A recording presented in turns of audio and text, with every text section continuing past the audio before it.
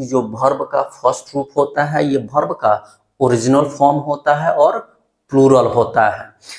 V1 का जो प्रयोग होता है subject I, we, you, they and plural number के साथ होता है। मतलब एक से अधिक नेम हो तो वहां पे हम V1 का प्रयोग करते हैं।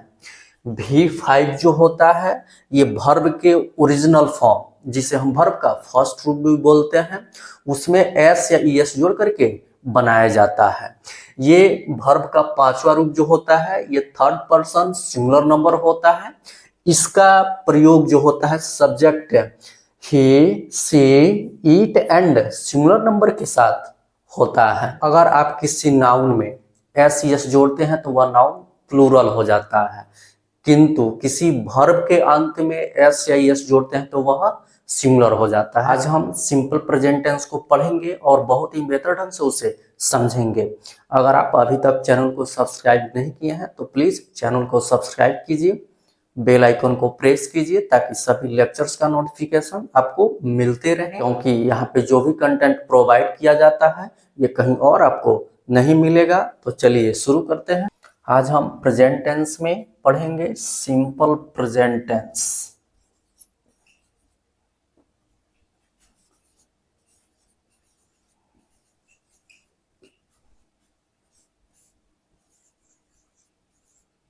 तो पहले हम इसके जो भी डेफिनेशन है उसको समझेंगे।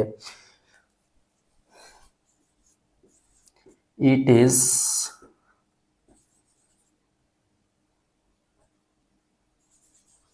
used to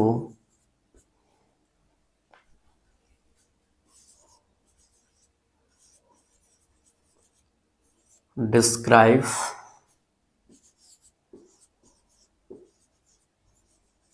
general truth,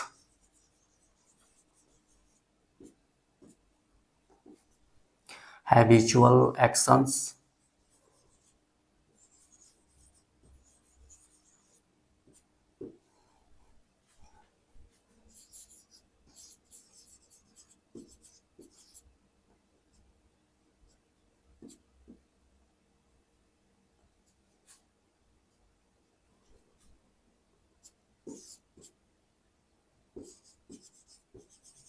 fixed, scheduled,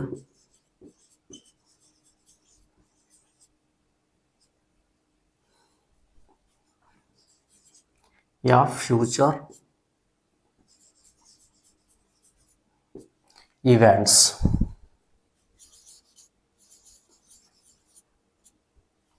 ये सिंपल प्रेजेंट टेंस का डेफिनेशन है जो डिस्क्राइब करता है, बताता है जनरल ट्रूथ्स को, या उसको बोले तो यूनिवर्सल ट्रूथ्स को। उसके बाद हैबिचुअल एक्शंस को बताता है, फिक्स्ड शेड्यूल्स को बताता है और फ्यूचर इवेंट्स को बताता है। चलिए इसे हम एग्जांपल्स के माध्यम से समझते हैं।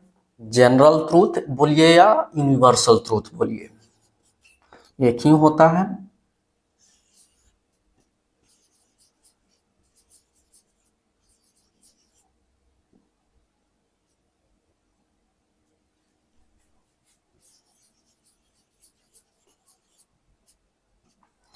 यूनिवर्सल ट्रूथ्स में हो जाएगा कि द सन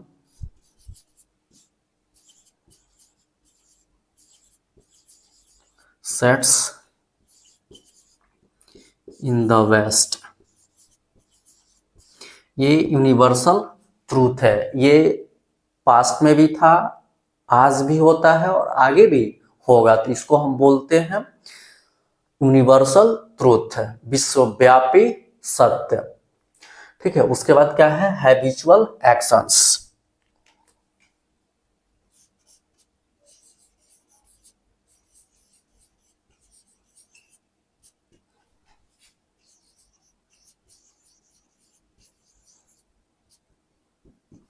हैबिचुअल एक्शंस में होता है जो हम डेली काम को करते हैं, वही हैबिचुअल एक्शंस होता है। जैसे सी गोज टू स्कूल, वह विद्यालय जाती है, ये इसका रोज का काम है, यही हैबिचुअल एक्शंस होता है। उसके बाद fixed schedules,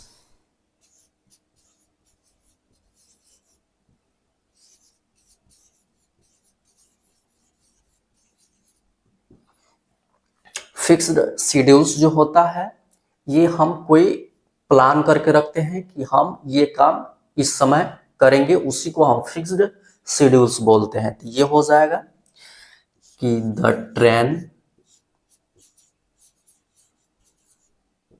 lives at 2 AM। उसके बाद है future events,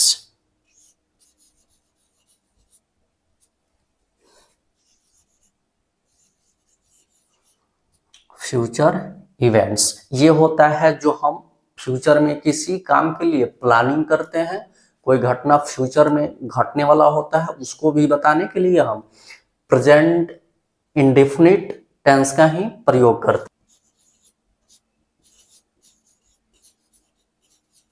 The exam starts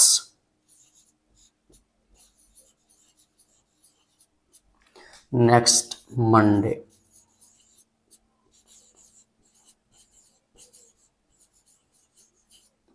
ये फ्यूचर इवेंट है जो फ्यूचर में होने वाला है, तो उसको भी बताने के लिए हम सिंपल प्रेजेंट टेंस का ही प्रयोग करते हैं। चलिए अब इसके हम रूल्स को देखेंगे और उसे एग्जाम्पल से समझेंगे। तो सिंपल प्रेजेंट टेंस में किसी सेंटेंस को पहचानने के लिए सबसे पहले हम पहचान पढ़ेंगे कि कैसे हम किसी हिंदी सेंटेंस को पहचानेंगे कि सिंपल प्रेजेंट टेंस में है।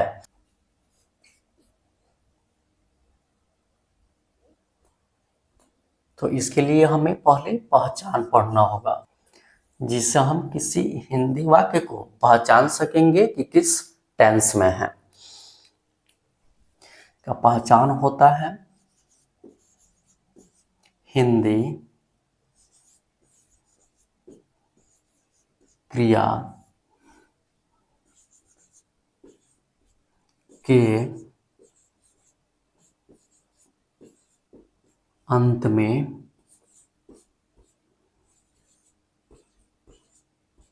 ता है,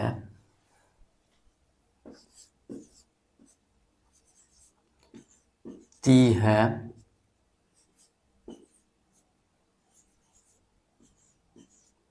ते हैं,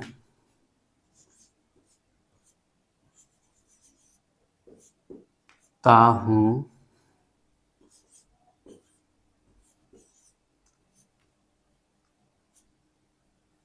ते हो,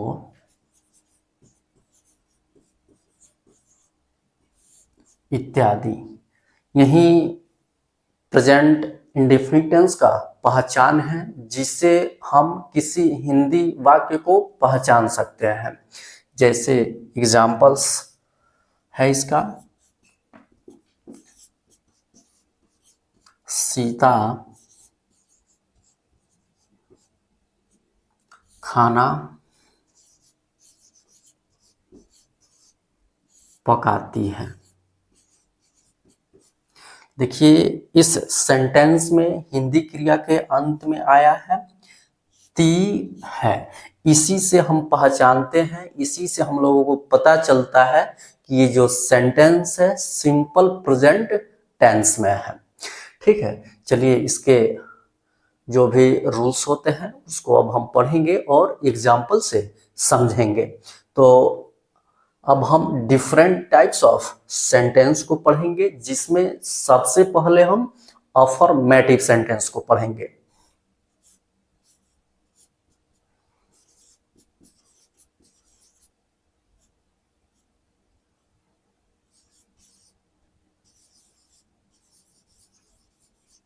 अफर्मेटिव सेंटेंस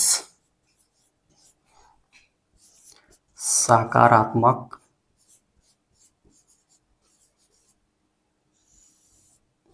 वाक्य।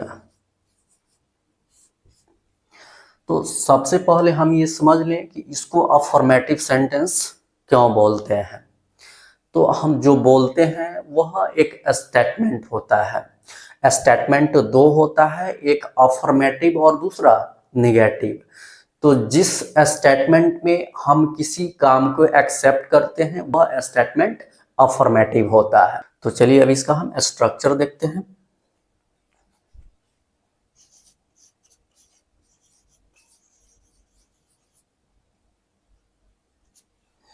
इसका स्ट्रक्चर होता है subject plus V1 V5 plus object.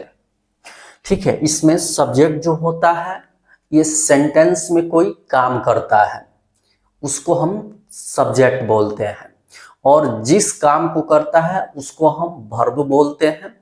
ठीक है, और जो वर्ब का प्रभाव जिस पे होता है वह ऑब्जेक्ट होता है। ठीक है, तो चलिए पहले हम ये समझ लें कि यहाँ पे V1 और V5 क्या होता है, वर्ब का पहला रूप और वर्ब का पांचवा रूप क्या होता है, पहले इसको समझना जरूरी है। तो चलिए इसको समझते हैं। V1 वर्ब का पहला रूप। वर्ब का जो पहला रूप होता है वर्ब का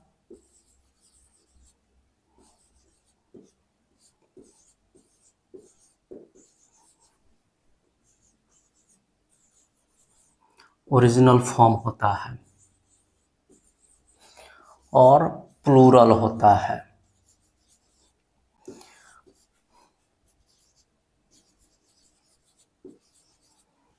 इसका यूज किसके साथ होता है उसको भी समझ लें। Uses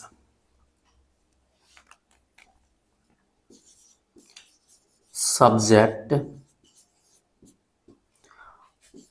I we you they and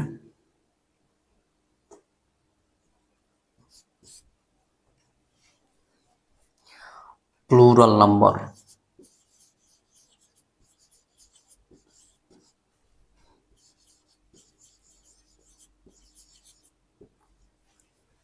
ठीक है, यहाँ पे V1 जो होता है वर्ब का ओरिजिनल फॉर्म होता है जो प्लूरल भी होता है। ठीक है, इसका यूज जो होता है subject I we you they and plural number के साथ होता है। वैसे ही हम V5 को समझ लें।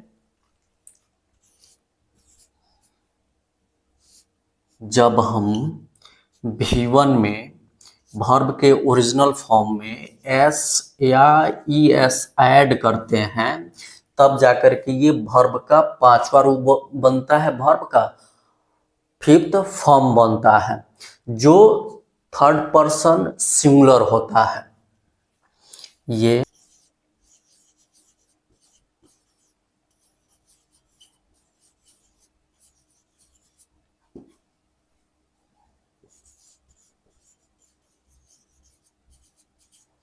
थर्ड पर्सन सिंगुलर नंबर है। कौन? वर्ब का पांचवा रूप। कैसे बनता है? तो जब वर्ब के फर्स्ट रूप में एस या ई एस हम जब ऐड करते हैं तो वह वर्ब का पांचवा रूप बनता है जो सिंगुलर होता है, थर्ड पर्सन होता है। ठीक है, इसका यूज जो होता है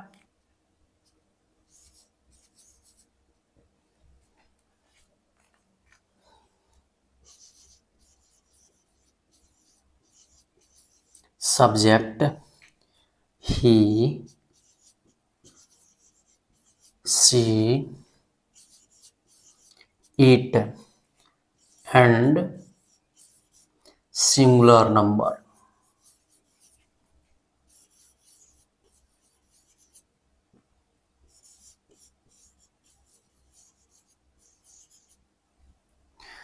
V5 का जो प्रयोग होता है ये subject he she it and singular number के साथ होता है, और हम जानते हैं कि सिंगुलर सब्जेक्ट के साथ सिंगुलर वर्ब का प्रयोग होता है।